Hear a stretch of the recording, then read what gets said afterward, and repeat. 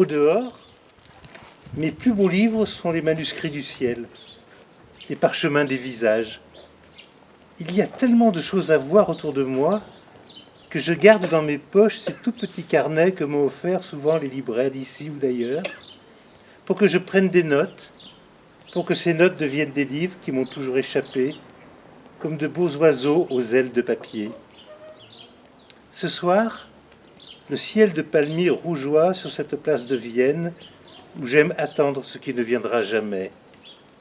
Thomas Tranströmer nous a quittés, mais grâce à lui et à tant d'autres, le petit vacher de Margeride que j'étais a vu sa vision s'élargir, son cœur battre avec entrain à la vue soudaine de la paix et de la beauté qui peuvent régner parfois dans cette vie. Cela, c'est infime.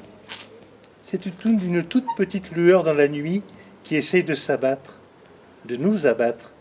Mais les oiseaux, dans le ciel, croyez-moi, continuent à écrire cette vie invincible qui va n'importe où, en tous endroits de la terre, dans les librairies, dans la vie immense, dans chacun de nos cœurs qui ne veulent pas refuser cette joie d'être au monde, ce miraculeux miracle qui me fait dire que rien n'est perdu lorsque l'on vit avec passion, avec obstination, avec lucidité cette liberté dont beaucoup ont payé de leur vie pour en voir s'allumer les étincelles, se répandre la très belle lueur, à défaut de laquelle vivre ne vaudrait pas la peine de mettre le moindre pas devant l'autre. Si vous enlevez la possibilité de penser à un homme, vous le mettez à mort. Les livres ne sont rien d'autre que des bouquets de pensées, d'aventure, de poésie.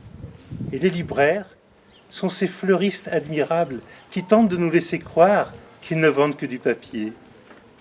Cet équivoque n'est pas grave, car nous aimons à la fois les fleurs et les pages, et nous adorons ouvrir les portes de ce merveilleux jardin où les mots poussent comme les plantes, et parfois s'envolent comme des oiseaux pour traverser l'ailleurs et l'ici, dont les musiques nous comblent quand juillet approche, qu'Auguste, Livy et Luciole accueillent les partitions du monde entier.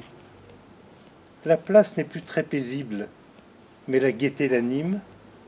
Alors de quoi nous plaindrions-nous, nous qui venons nous asseoir ici pour voir, écouter, observer la folle rumeur du monde ?